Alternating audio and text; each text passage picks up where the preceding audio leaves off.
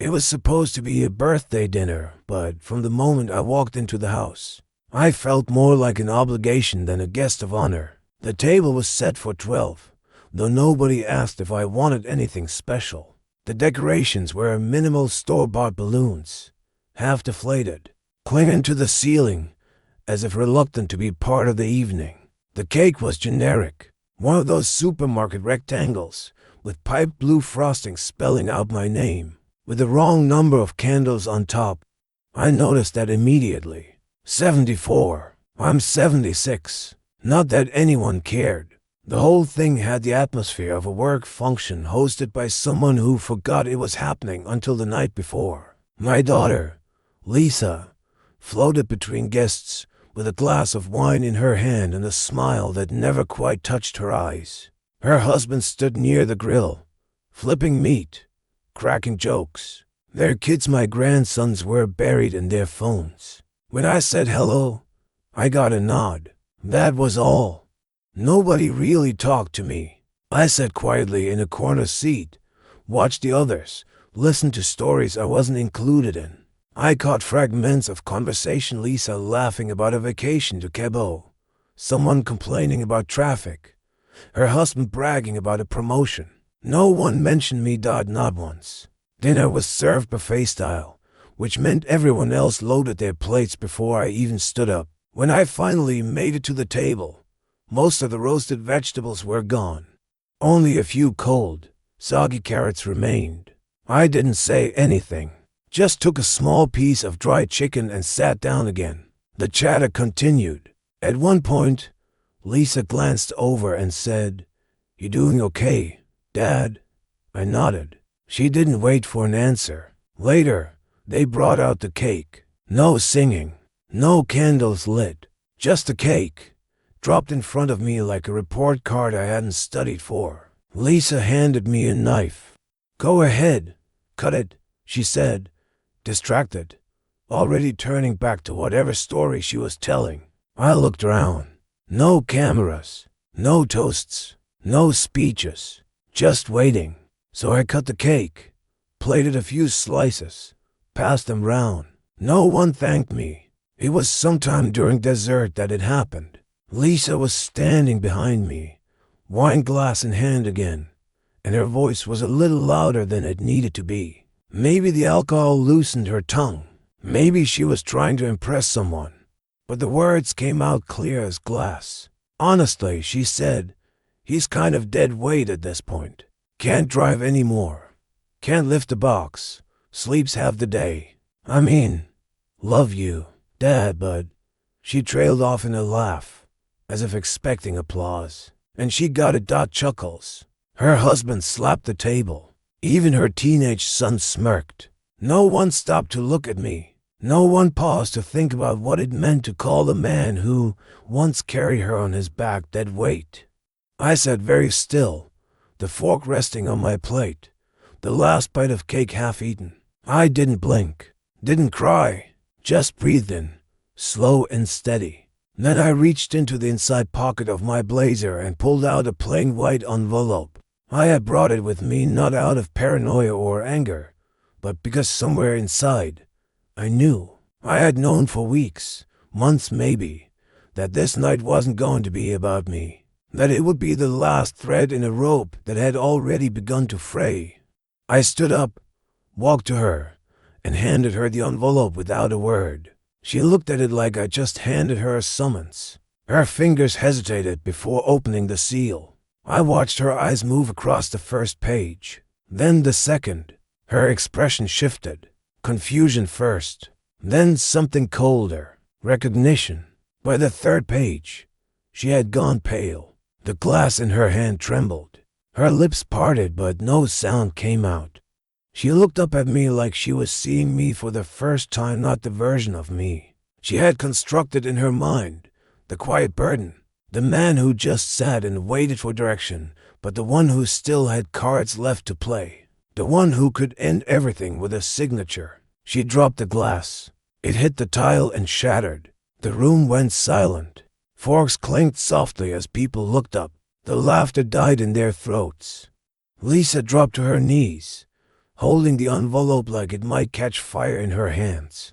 "Dad," she whispered, "what is this?" Her voice cracked like she was the one who had just been blindsided. I didn't answer. I didn't need to, because everything she had built, everything she thought was protected by her marriage, her charm, her assumption that I was too old or too soft to act was now in question. She tried to speak again, but all she could do was fumble with the pages. Her husband came over, saw the first line of the document, and took a step back. I saw his face twist, not in confusion, but in panic. He understood faster than she did, because men like him recognize a threat when they see it printed in black ink and notarized. "Lisa," he muttered, but she wasn't listening. She looked up at me again, mascara starting to smear, and said, "This isn't fair." That was the moment I smiled. Not out of satisfaction, not out of cruelty, but because the word fair coming from her was the most ironic thing I'd ever heard. I turned around and left the room, walked past the cake, the guests, the shattered glass. Nobody stopped me. Nobody followed. Outside, the night was warm. The stars were out. I got in the cab I had scheduled for 9:30 sharp and gave the driver a nod. "Back to the hotel, please." He didn't ask questions. He just drove. In the rearview mirror, I saw the faint flicker of panic in the house behind me. Lights moving from room to room. Voices rising. I leaned my head against the window and closed my eyes. I wasn't angry. Not anymore. I was done. Done waiting to be seen. Done hoping for respect from people who used my presence as a punchline. They thought I was weak because I stayed quiet, because I let them laugh, because I washed their dishes and took care of their dog when they traveled and paid for their boys' school supplies without being asked. But I was never weak. I was watching, and I was planning. The envelope was only the beginning. They called me dead weight. Now they'll learn what happens when the man they counted out stops carrying the load. I didn't say goodbye. Not to her. Not to her husband. Not to the boys who once called me grandpa with warmth but had long since reduced me to an occasional errand boy in their digital periphery. I left the house the same night, stepped over the shattered glass of the wine her hand had let go of when she read the first page, and didn't look back. The cab I had scheduled days earlier arrived precisely at 9:30 p.m. I climbed in with my folder pressed against my chest like scripture, and when the driver asked if I needed help with my bag, I smiled and told him I'd already carried more than my share of weight tonight. He didn't understand, of course. How could he? I wasn't just leaving a house, I was vacating a space I'd helped build, finance, and maintain for the better part of a decade. And yet it had become clear long before that dinner, long before the offhand cruelty that came out of her mouth with all the ease of a tossed insult at a stranger, that I had become invisible inside those walls. What she didn't know, what none of them knew, was that I had stopped being passive long ago. The man who handed her that envelope had already set everything in motion. Inside the envelope was a copy of the finalized deed transfer, notarized and filed with the county clerk's office. It showed, in dry legal terms, that I had sold my half of the house not to her, not to her husband, not to anyone in the family, but to a private foundation I had established under a trust name months prior. A foundation that carried no sentimental attachment to anyone involved, and certainly no loyalty to Lisa. I had crafted it quietly, through a law firm I knew from my years in contracting men, who didn't ask questions, who knew how to wrap legal intentions in the kind of airtight language no layman could unravel. The trust had only one directive: to hold my assets, separate them from familial claim, and execute decisions solely in my name while I was alive, and precisely according to my instructions once I was gone. In effect, it was mine, still mine, but placed behind a wall no amount of crocodile tears or feigned affection could break through. The irony, of course, is that she could have had it all. She could have had more than half. All she had to do was show respect. The kind you extend to a stranger who helps you on the street.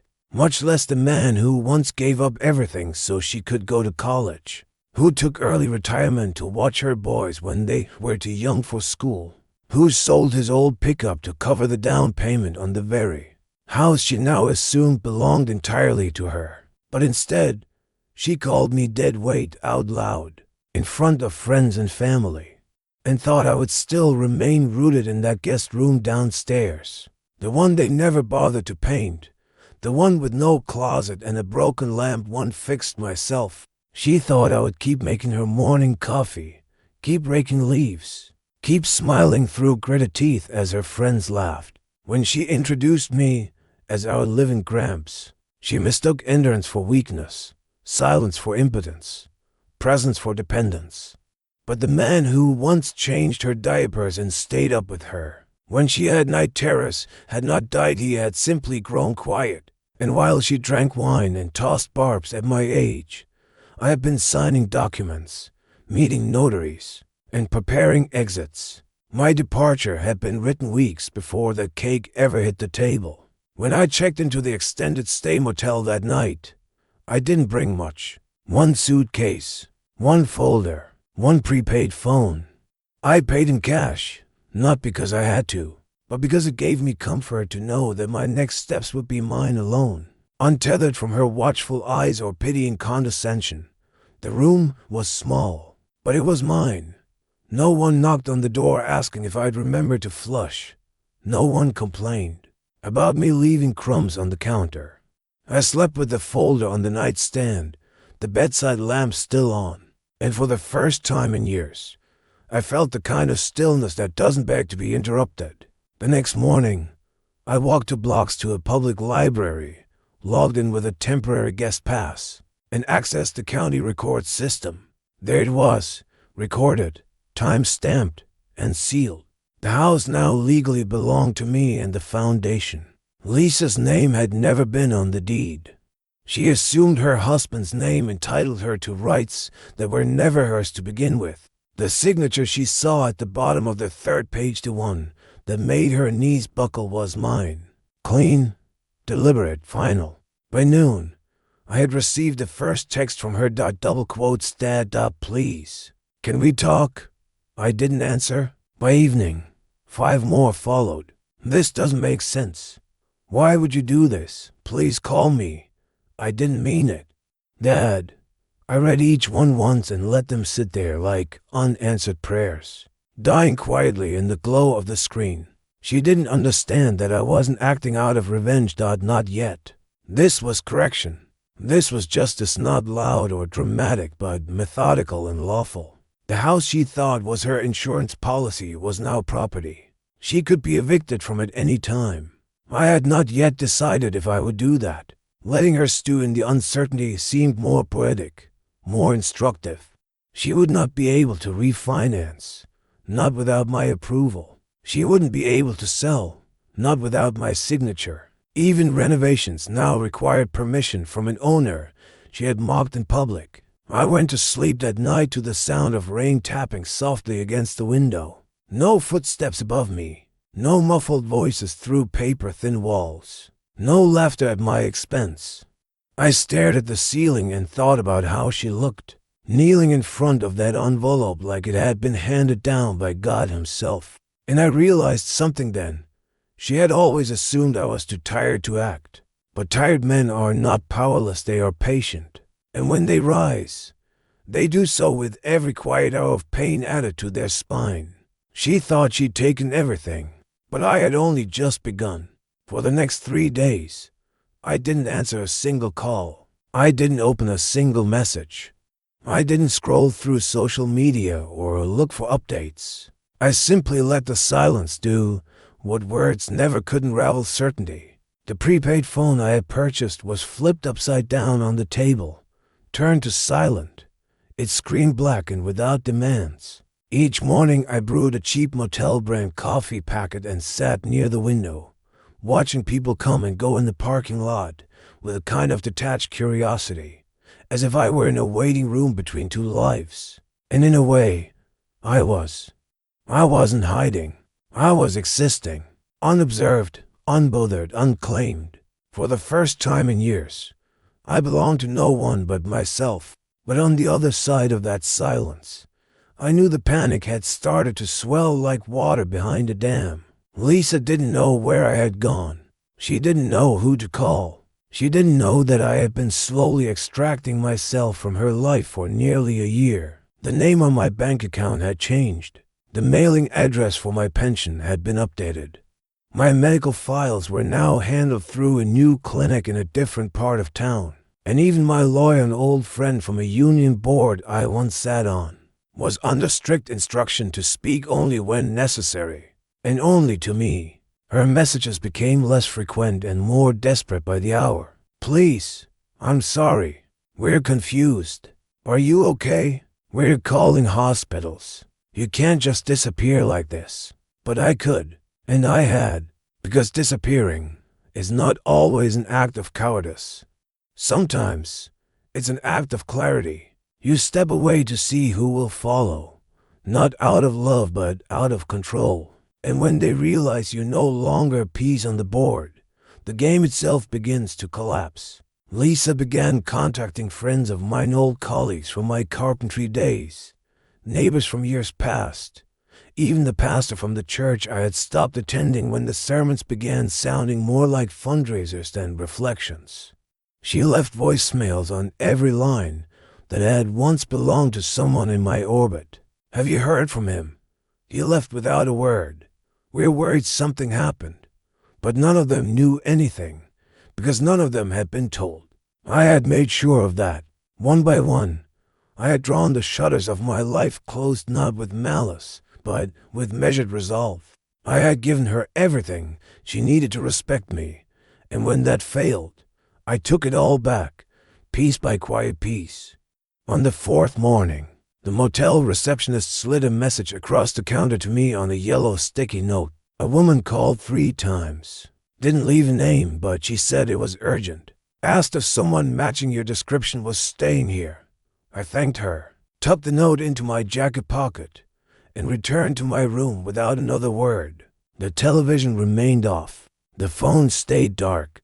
But in my mind, I could already see the unraveling, the pacing in the kitchen, the whisper arguments with her husband, the hushed calls made behind closed doors, the rising realization that this wasn't a phase or a tantrum.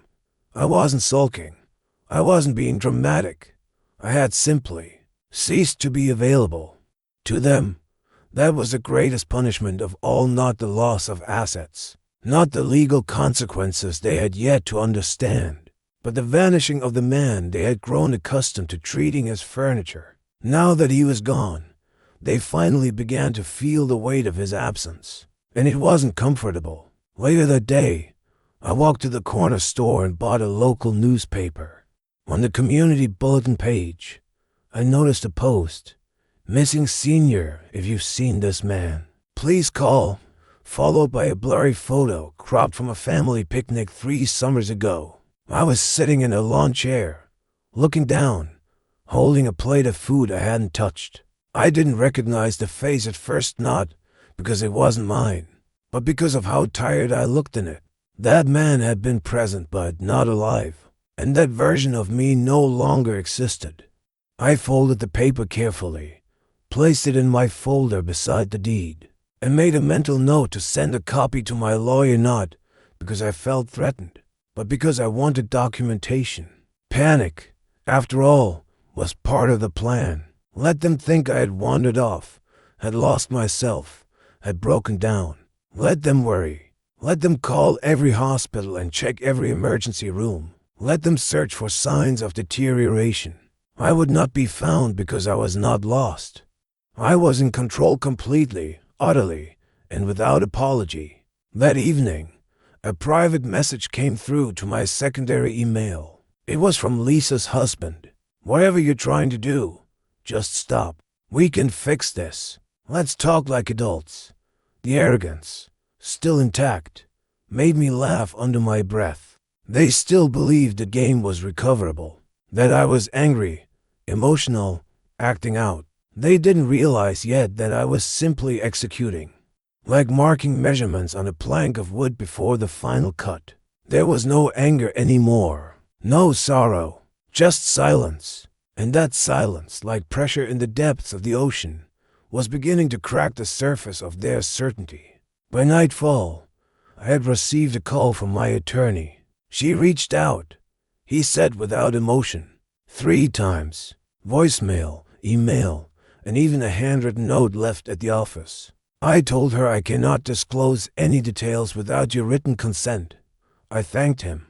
He paused before hanging up and added, "You're doing the right thing. Just remember, people panic hardest when they're losing power they never should have had."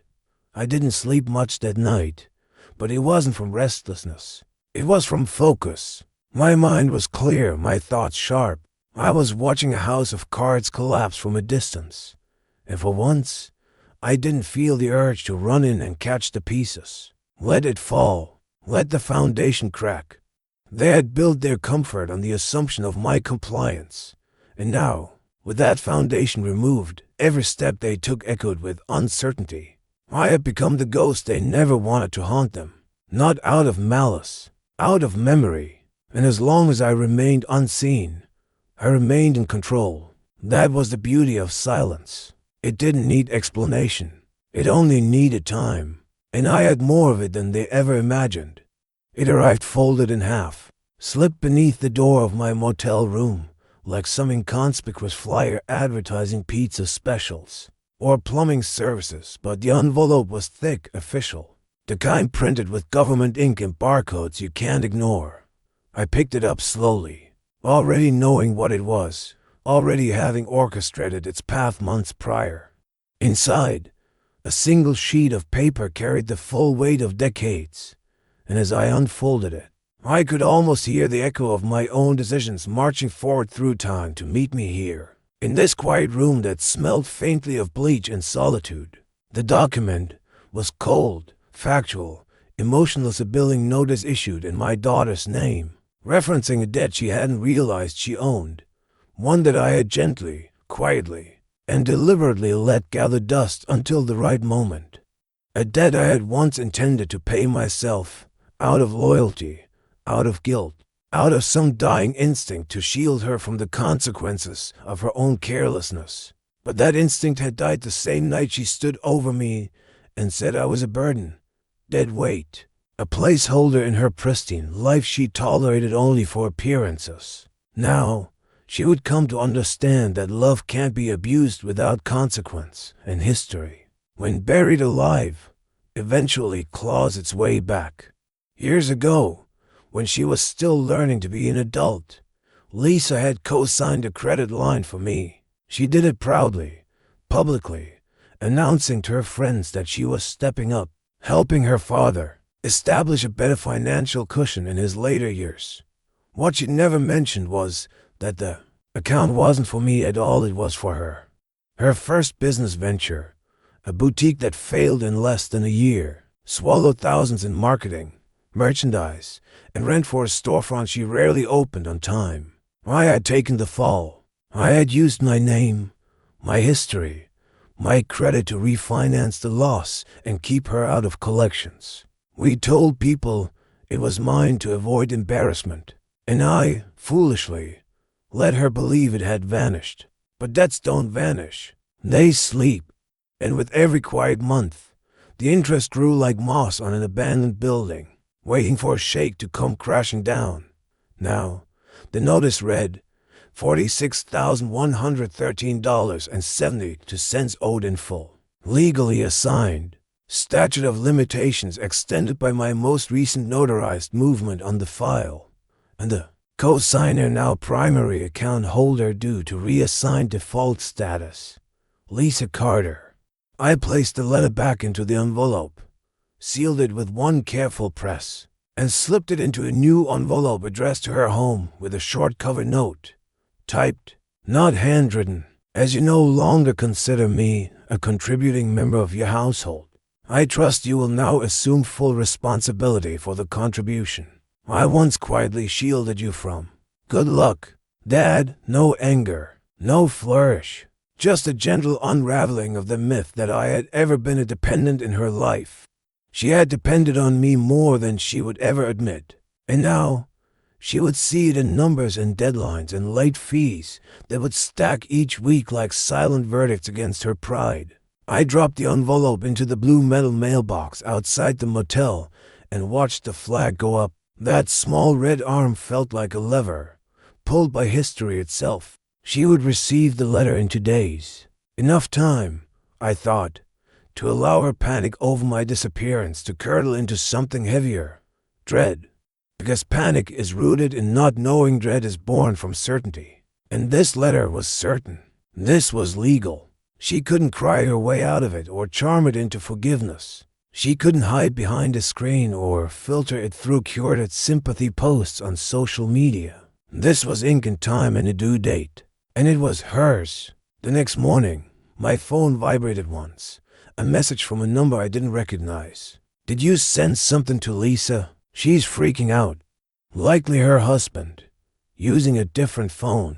I didn't respond. Instead, I went to the public library again, logged into my email, and confirmed the read receipt on the dead file I had attached to a legal thread 2 weeks ago. Preparation for this moment. My lawyer had already approved it.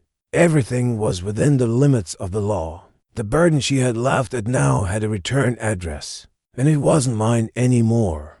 Later that afternoon, a notification pinged on my burner phone, a voicemail. No transcript available. I played it once, then twice.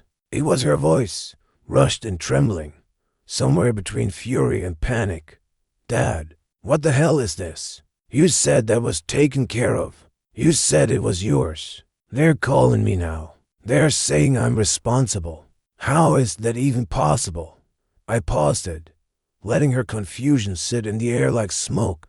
Then I listened again, catching the edge of something in her tone, not regret, not sorrow, but the unmistakable terror of someone seeing the edge of their carefully crafted world erode beneath them. "You can't do this," she said near the end, voice lowering to a whisper. "You can't just dump your mess on me and walk away." But that's where she was wrong. It wasn't a dump. It was a delivery, a return to sender. And I had walked, not away but forward. I turned off the phone, wrapped it in a towel, and locked it inside the motel drawer. Not because I feared her response, but because I didn't want to hear the sound of a woman discovering for the first time that her actions had weight. That mocking your father, humiliating him in front of others, treating him like dead weight, those things didn't vanish when the dinner ended or when the laughter faded. They calcified. They formed bricks. And now the walls were rising around her, one dead, one notice, one consequence at a time. She had inherited the burden she claimed I had become. And now, maybe, she would finally feel what it meant to carry something that couldn't be shrugged off or silenced. I lay back on the bed that night and stared at the ceiling as the motel's AC unit clicked on and hummed its low mechanical lullaby. I imagined her at the dining room table, reading the letter over and over, perhaps Googling legal terms she didn't understand, perhaps realizing that the man she pushed away hadn't needed her. He had protected her, even as she chipped away at his dignity. And now she would pay, not in revenge, but in balance.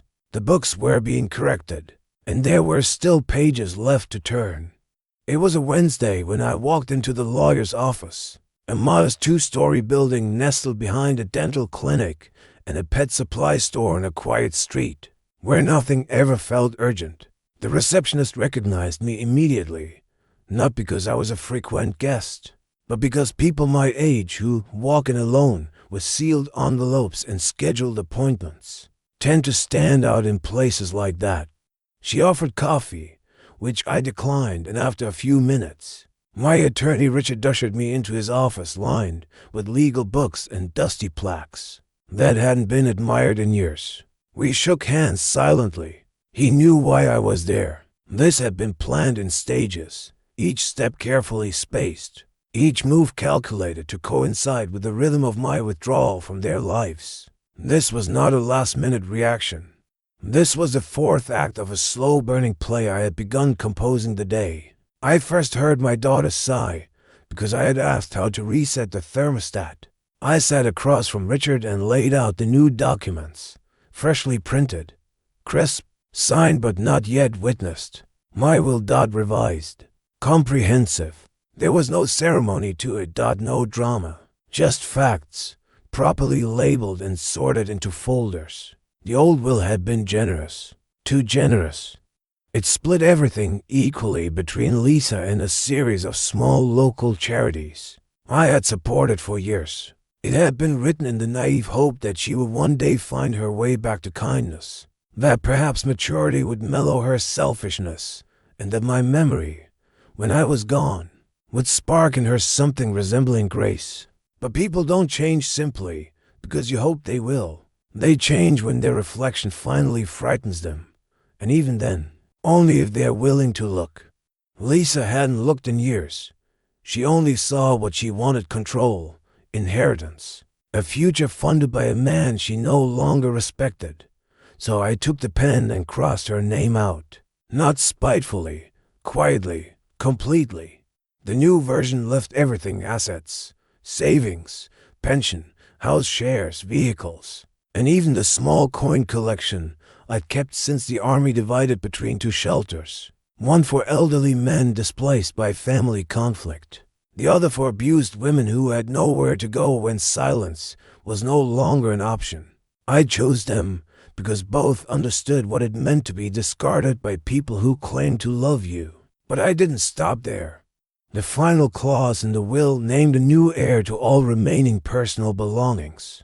Margaret, my late wife's niece, a woman who had visited me twice a month without fail, brought casseroles during flu season, and cried with me at Rose's grave when no one else came. Margaret had never asked for anything, never hinted. She had once mailed me a card with no return address, just a pressed violet and the words, "You are still seen." That card still lived in my top drawer. Now, she would inherit everything Lisa never truly wanted, just the promise of it. Richard reviewed the paperwork slowly, reading aloud the key lines, ensuring I understood. I did. Every word.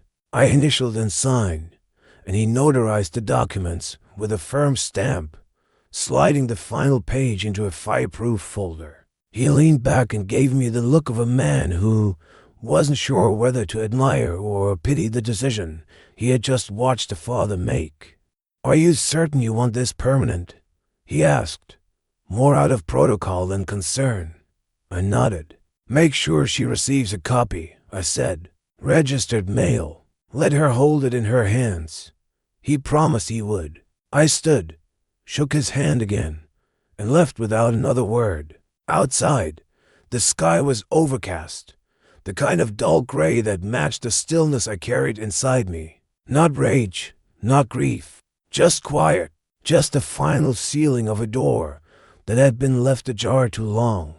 2 days later, the delivery receipt confirmed her signature. She had signed for the envelope at 3:11 p.m., likely after her second espresso and just before picking the boys up from school. I imagined the scene not out of pleasure, but with the precision of someone who had lived in that house, who knew her routines better than she did. I pictured her sitting at the kitchen counter, cutting the tape with a steak knife, expecting perhaps a letter of apology or a birthday card late in arrival.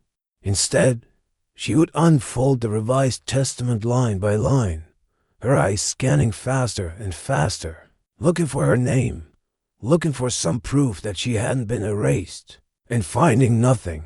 Not a mention, not a footnote, not even a token bequest. The realization, when it came, would not be immediate. It would bleed in slowly, coloring everything else she thought she still controlled. She didn't call, not immediately, but someone else did. A friend of hers, one of those suburban gatekeepers who traded gossip like currency, left a message on my phone laced with artificial concern and subtle condescension. "I just think family matters shouldn't be handled through paperwork," she said. "It's so impersonal." I deleted the message without listening to the rest. Because what she didn't know, what Lisa still refused to see, was that the paperwork had become necessary only after love had been made impossible. I had tried speaking. I had tried staying. I had tried every avenue that love usually travels before it collapses under the weight of its own expectation. Paper was the last language left to me. That evening, as the sun set in strips of dull gold through the blinds, I made myself a sandwich and turned on the radio, letting the voices blur in the background while I watched the shadows shift across the ceiling. Somewhere, I imagined Lisa holding that will, perhaps tossing it onto the table in frustration, perhaps crying, perhaps laughing at the absurdity of it all. But she would not tear it up, because deep down, she knew I had meant every line. I hadn't done this out of rage. I hadn't done it to punish her. I had done it to clarify the truth she had refused to face. I was not her backup plan. I was not her property. And when I go, I will not leave behind apologies where there should have been boundaries. I will leave behind a silence so absolute, even she won't be able to rewrite it. It started with the beach house, a modest 2-bedroom cottage nestled just a few miles from the shoreline. Not extravagant by any means, but full of small luxuries, oak panels polished by decades of sun, wind chimes my late wife had collected, a fireplace that still smelled faintly of cedar and cinnamon. Lisa had always referred to it as her escape, though it had never legally been hers. Years ago, when she first started calling it that, I let it go. I had been too worn out to correct her, too tired to fight for vocabulary. Now, with the will amended and the final decisions already on course, I contacted the property manager and told him to list it. No ceremony, no warning. The listing went live the following week. A couple from Vermont made a generous offer within 3 days, charmed by the cottage's rustic solitude and unspoken stories. I accepted it without hesitation. On paper, it was a sale. In reality, it was a severance. A quiet undoing of yet another thing she thought would wait for her forever. Lisa found out the way people like her often do, not through a phone call or a conversation, but through the neighborhood grapevine. A friend had spotted the pending sale notice and texted her, assuming she was behind the move. That assumption stung more than the truth. She tried calling me 3 times in a row, each call shorter than the last. I didn't pick up. The silence had already become its own form of discipline. Not vengeful, just deliberate. She left a voicemail full of questions that weren't questions, just noise. Why would you do this without telling me? Don't you know how important that place is to the boys? The boys. Always the boys. Her excuses had become syllables for entitlement, as if motherhood gave her a title to my legacy. But I had stopped living for borrowed justifications. The cottage was gone, and with it, the illusion of permanence she had wrapped around her. Next came the car, not mine but the one I had bought under my name for her when her second husband had left. It had been a quiet act of generosity, an unspoken acknowledgement that she was too proud to ask for help. She'd made payments at first, occasional gestures to keep up the fiction of responsibility. But over time, the rhythm stopped, and I let it continue, because letting her drive the car felt easier than facing the hurricane of guilt she would unleash if I questioned it. Now, the car was still legally mine. The insurance, the plates, the registration all under my name. So I called the insurance company and revoked the policy. Then I submitted a non-operation request to the DMV and had a representative repossess the vehicle from the office parking lot where she'd left it. She called that night, her voice pitched with a fury reserved for betrayal she hadn't foreseen. I let it ring out, her words dissolving into static by the time voicemail picked up. The car wasn't stolen. It was reclaimed. Another weight returned to its source.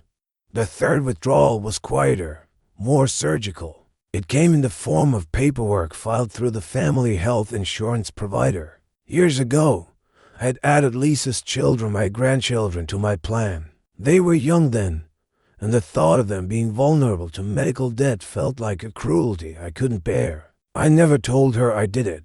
She never thanked me either. She had simply assumed, like most things, that the benefit was owed. But benefits, like love, aren't unconditional. They are choices repeated over time. And now, with the weight of her words still ringing from that birthday dinner, I made another choice. I called the insurer and removed them from the policy, effective immediately. No letter, no explanation, just a quiet digit deleted from a database. A week later, she called the company herself after a denied pediatric appointment and learned the truth from a stranger's voice. She left another voicemail. "They're kids, Dad. How could you use them to get to me?" I didn't respond, because I wasn't getting to her. I was stepping away. After that came the vacation fund, a modest account I had set up years ago under my name but meant for family use.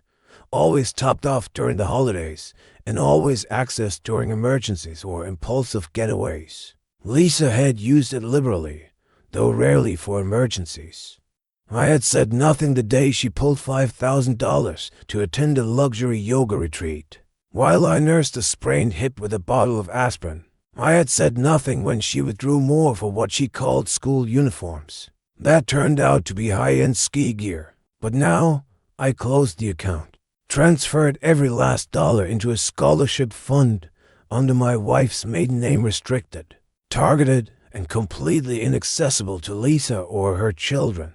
The fund would help strangers, young men and women clawing their way through college without a safety net, the kind of people who knew how to say thank you and meant it.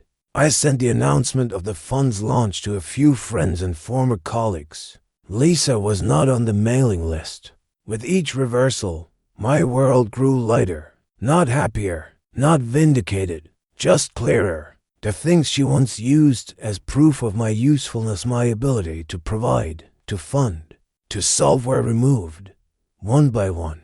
Because I no longer wanted to be useful in her economy. I wanted to be free. When she couldn't reach me by phone, she began sending letters. Some typed, some handwritten, each with a different tone: confusion, manipulation, desperation. None with an apology. Not once did she reference the birthday. Not once did she take ownership of her words. I kept them all, not out of sentimentality but as records, evidence of a dialogue that had never been mutual. Pages filled with strategies instead of remorse.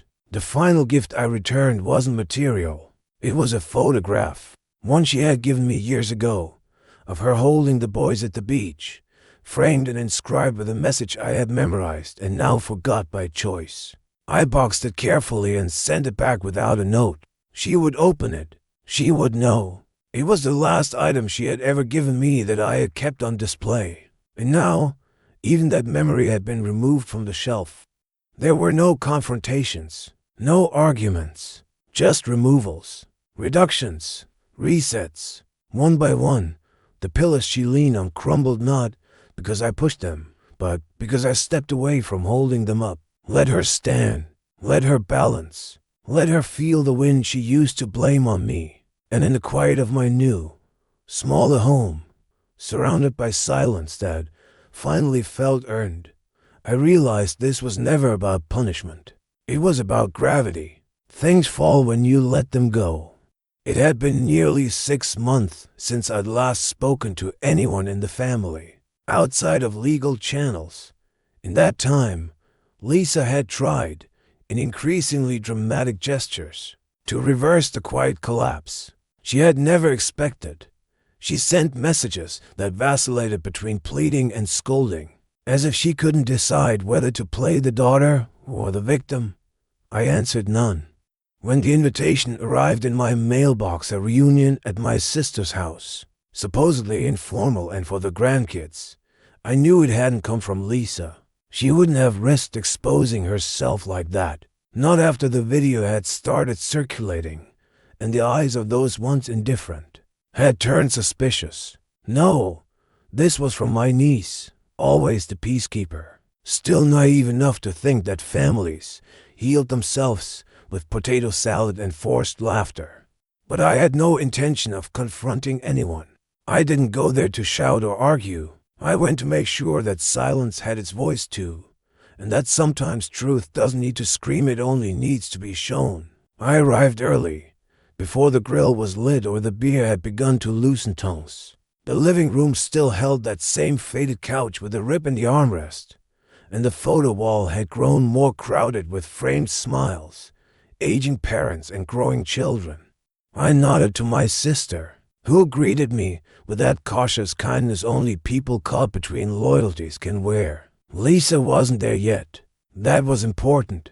I needed the others to see it first before she had the chance to distort it, before she turned evidence into exaggeration and rewritten motive. From my coat pocket, I pulled a folder. No dramatic envelope, no ceremony, just papers, printed screenshots, message logs, bank transfers, voicemails transcribed, all meticulously organized.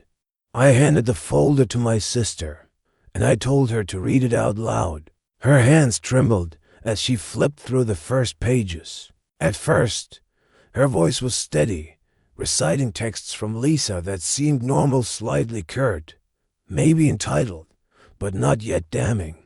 But then came the messages after the birthday, where Lisa laughed about how he probably forgot his own name by now, and joked to a cousin about finally putting the old man in his place. There were references to waiting out the will, to making sure the house stays and the family are a part of it anyway, and a chilling line about only visiting him when there's something worth inheriting. The room began to change. People shifted in their seats. Forks clinked on plates. Conversations dropped to murmurs. My sister's voice cracked as she reached the part where Lisa dismissed my heart medication refill request with a one-word answer: later. No one said anything when I showed them the medical bill I had paid for her weeks before she called me a burden. No one laughed when I displayed the timeline of her deposits into the vacation fund, always right after major withdrawals from my account. I handed out copies of everything, not to shame but to remember, to correct the narrative she had so comfortably spun for years that I was forgetful, unstable, delusional.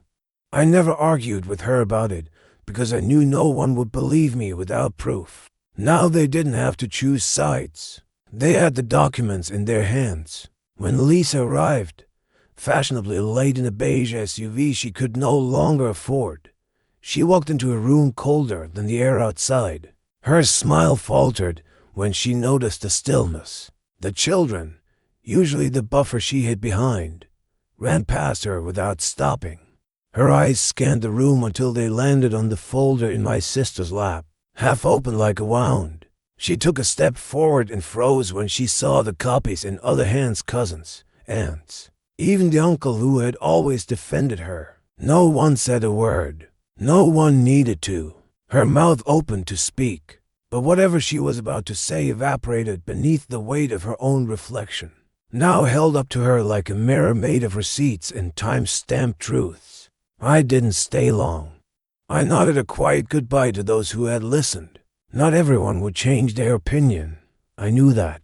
Some would still make excuses for her. Some would pretend this was all a misunderstanding, a messy family spat not worth dividing over. But enough of them had seen it. Enough had read the parts I never wanted to say out loud. And most importantly, I didn't need them to defend me. I had stopped asking for permission to be believed.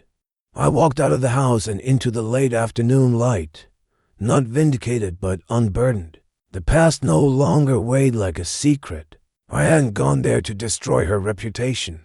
I had gone there to reclaim mine, to leave behind a version of myself she had worked so hard to erase. That night, as I sat alone with a cup of tea in the kitchen of the small apartment I now called home, I didn't check my messages. I didn't need to see the fallout. The reunion wasn't about revenge, it was a reckoning, a silent, unflinching presentation of reality. And sometimes, the deepest justice doesn't come from confrontation, but from quiet exposure. Like opening a window and letting the rot speak for itself. I hadn't planned to do it. The thought had crossed my mind on the night of my birthday when the room erupted in cruel laughter. After my daughter called me a deadweight, and I sat there holding the envelope with shaking hands, but I hadn't intended to capture that moment. It wasn't revenge I wanted then. It was understanding, maybe even closure. Yet some part of me, quiet and cautious, had installed a discreet voice recorder weeks before, hidden among the ornamental books near the dining room. I had grown used to the subtle erosion of dignity in that house. I had seen how quickly words were dismissed, how easily abuse was reframed as just a joke or you took it the wrong way. So I started keeping a record not for court, not for blackmail, but to preserve the truth in case I began doubting it myself. And on that day, that exact moment, that machine caught it all. The smugness in Lisa's voice, the forced laughter from the others, the emptiness of my own silence as I handed her the envelope. Every second, every insult, every gasp. For weeks, I let the file sit untouched, encrypted and stored away on a cloud drive under a pseudonym. But after the reunion, after the looks of shock, the uncomfortable silence, the way Lisa had frozen in the doorway, I realized the spoken word had done its part. Now, it was time for the unspoken. So I edited nothing. I didn't add dramatic music or subtitles. I didn't trim the awkward pauses or remove the sound of my glass gently tapping against the plate. I uploaded it anonymously, with no caption and no name, to a shared drive I quietly sent to a handful of people, cousins, former friends, even two of Lisa's colleagues, whom I remembered from a Christmas party years ago, the same ones she bragged to about my failing memory and wasted pension. The file was called Only Tuesday Dinner. WAV, no commentary, no context. I let them listen, and once they did, the silence afterward wasn't about disbelief. It was about shame. Within a day, it had made its way to group chats I wasn't part of. By the end of the week, even I was sent the file 3 times by different people, each of them unaware I was its source. The whispers turned louder. Old acquaintances started reaching out, not with pity, but with awkward apologies disguised as casual check-ins. "Hey, I just heard what happened. Hope you're okay." I responded to none. Lisa, of course, attempted to discredit it. She called it a deep fake, a fabrication, a malicious lie concocted by someone who always wanted to turn the family against her. But you can't argue with the cadence of your own voice when it's laced with cruelty. You can't pretend your laughter was sympathy when the words you were laughing at are daggers. She must have known, deep down, that this wasn't just a moment caught, it was a mirror she could no longer avoid. I watched, from afar, as invitations to events she once dominated quietly dried up. Her name was removed from a local charity committee. A neighbor she often bragged about avoiding now crossed the street when she approached. At work, someone perhaps moved by guilt or integrity forwarded the clip to HR. I never confirmed it, but I heard whispers that she was asked to step down from a community outreach program she once chaired. Her friends stopped tagging her in photos. Her inbox, once overflowing with group chats and birthday greetings, now sat as quiet as the house she thought would always be hers. But the most telling sign came from her children. My grandchildren. Children, despite everything, are better readers of truth than adults give them credit for. They began to ask questions, first in whispers, then in bold, wide-eyed honesty. "Mom, why did you say that to Grandpa? Were you really going to take his house?" Lisa tried to soften the blow, to reframe it with excuses, but they had heard it too. Some had watched the clip without her knowing. Others had been shown it by classmates whose parents had seen it. The video had traveled. It had reached beyond blood. It had become a cautionary tale. And yet, I never raised my voice. I didn't call her out in public or post rebuttals online. I didn't confront her with tears or anger. My justice had no banners, no fanfare. It was quiet, deliberate, and irreversible. Because that night, what she thought was a moment of harmless humiliation had become her confession. A confession she delivered with her own voice, in her own tone, in front of everyone she once fooled. And no amount of denial could drown it now. When I sat on my small balcony weeks later, sipping tea as the autumn breeze curled through the leaves, I played the recording one last time, not to relive the pain, but to remember the moment I stopped being invisible, the moment the truth stopped being private.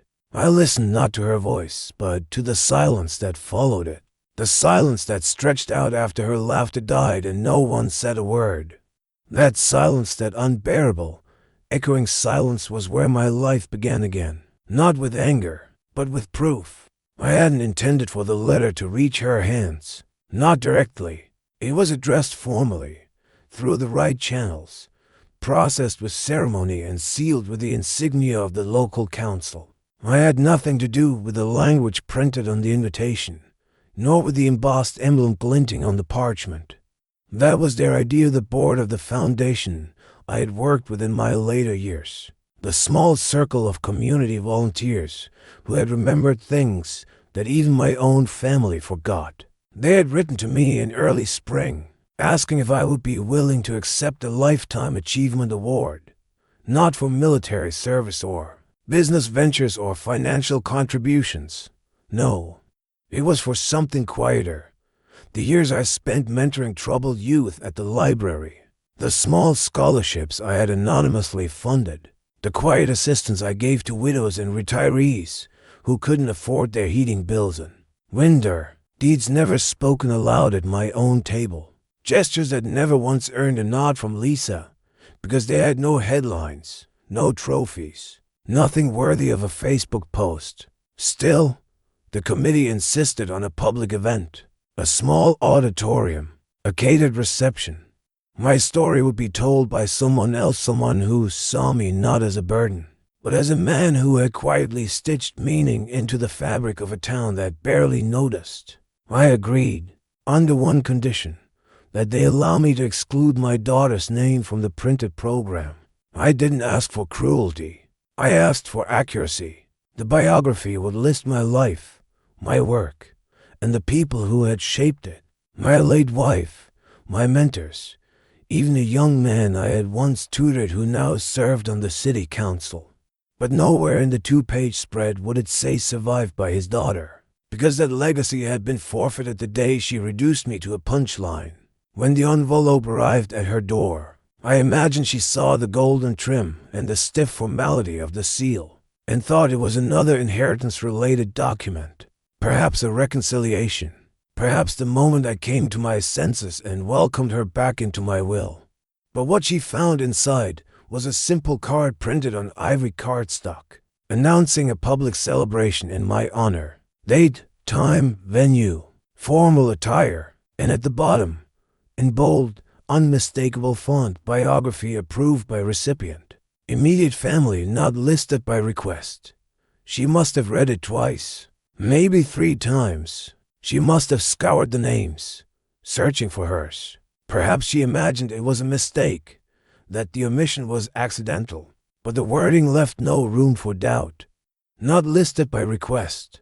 Those words carry a weight no apology can lift. That phrase is not silence, it's exclusion carved in stone. So she did what any child unprepared for consequences might do. She tore it. She folded it in her shaking fists and ripped it down the center, shredding the recognition she had always craved, only to find it belonged to a version of her father she had never truly known. But paper tears. Memory doesn't. She didn't attend the event. I wasn't surprised. She wasn't mentioned in any speech. Her absence was not mourned. Instead, the room filled with people who remembered my name for reasons she never understood. A boy whose education I helped fund despite never meeting his mother. A woman who said I once fixed her back steps during a storm. Even a janitor from the old town hall, who said I used to bring him coffee when no one else remembered his name. They stood and applauded not a hero, but a man who simply showed up when no one else did. And when the speaker listed the names of those who had shaped me, there was no hesitation. My wife, my oldest friend, the librarian who taught me patience, and the small child I once walked to school in winter after his father left. The air was still. No one asked why my daughter's name was missing. The absence said more than her presence ever could. Later that evening, back at my modest apartment, I sat alone with the certificate and the small plaque they had given me. I didn't cry. I didn't gloat. I didn't even open the congratulatory cards. I just sat in the quiet, letting the memory of that torn invitation flutter through my mind. Because I knew she kept the pieces. Even as she tore it, I knew she couldn't bring herself to throw it away. Somewhere, buried under guilt or rage or both, she would keep that torn paper as a reminder, not of what she lost, but of what she was never truly part of. And that, more than any will or house or inheritance, was the punishment she had earned. Not poverty, not shame, but irrelevance. The slow, permanent realization that the man she once mocked, the man she called a weight, had built a life and legacy in quiet corners she never bothered to look into. And when it finally came time to say who I was, the world didn't need her name to complete the picture. In fact, it looked clearer without it. There was no dramatic ending, no sweeping orchestra to mark the closing act of my life as a father to a daughter who had buried her love for me beneath years of convenience and scorn. There was only silence, the most honest sound I had ever known. I moved to a quieter place. Nothing grand. A single-story cottage on the edge of a lake, where the birds arrived without permission and the wind forgot to carry voices from far away. The neighbors were kind, but not intrusive. They waved. They left soup on the steps when the snow piled high. They didn't ask questions. And that, more than anything, gave me the kind of peace I didn't know I had been starving for. Here, I was not the man who had been laughed at in front of a cake. I was not the old fool who clung to broken bonds. I was simply a man with a name, a porch, and the dignity to choose who would sit beside him when the sun went down. The lake didn't ask if I had children. The birds didn't care if I'd ever been disrespected. The stillness of the woods didn't recoil from the quiet grief I carried in my chest. They let me exist, and in that permission, I found something I had long forgotten was mine. Ownership of myself. I began to write again, small thoughts, nothing ambitious. I read the same worn books my wife once underlined. I started drinking coffee slowly, with both hands wrapped around the cup, letting the steam curl into my face like a kind touch. I walked barefoot through the morning frost. I let my knees ache without complaint. I no longer needed to explain my slowness or apologize for taking up space. Every breath I took belonged to me, unshared, unquestioned. I had changed my number long before the move. She didn't know my address. That wasn't by accident. There was no point in dragging the past through the fresh snow. But even distance isn't always enough to keep ghosts from knocking. One afternoon, weeks after the event at the town hall, I received a message, not a call, not a letter, but a ping on a private account I used only for subscriptions and the occasional photo of my garden. It was her. The name blinked like an old wound reopening. She had found me, or rather, found a digital thread that still had my fingerprints on it. The message was short, just a few words. Can we talk? There was no punctuation, no apology, no admission. Just a dangling question from someone who had once declared me a burden loud, enough for a room full of strangers to laugh. I didn't reply, not immediately. I let it sit there, unread, unopened, not out of spite, but because I had nothing left to give. I had already handed her my silence, my distance, my absence, and she had finally begun to feel the weight of it. The punishment wasn't cruelty. It was living long enough to reclaim myself in full view of someone who never imagined I would. A week passed, then two. On the 15th day, I clicked the message. I read it again. Can we talk? There was still no warmth, no remorse. I hovered over the keys, not to write but to delete. I didn't block her. That would be too loud. I simply removed the message from my inbox like sweeping a cobweb from a doorway I no longer used. That act, small, final, was a gift I had long denied myself. Not revenge, not spectacle, but the right to end a sentence, to place the final period. Because for years, I had let her rewrite who I was in the margins of her own story. Now, I was writing mine, line by line, in quiet ink, far from her reach. She would never get the confrontation she wanted. She would never get the stage to cry on. There would be no monologue, no reckoning, no dramatic embrace. Just absence. Just a space where a father used to be, now filled with wildflowers and still water and books unopened by angry hands. Somewhere, she might still be waiting for me to answer, for closure. But closure is a door you lock from the inside. And I locked mine the moment I pressed delete. That was the end of it. Not with fire, not with fury, but with a kind of calm that makes people wonder if they ever knew you at all. And that, in the end, was the only gift I ever needed. The peace of knowing that I had outlived her cruelty, that I had made a life without her applause, that I was not a weight, not a shadow, but a man who had finally remembered his own worth and never forgot it again.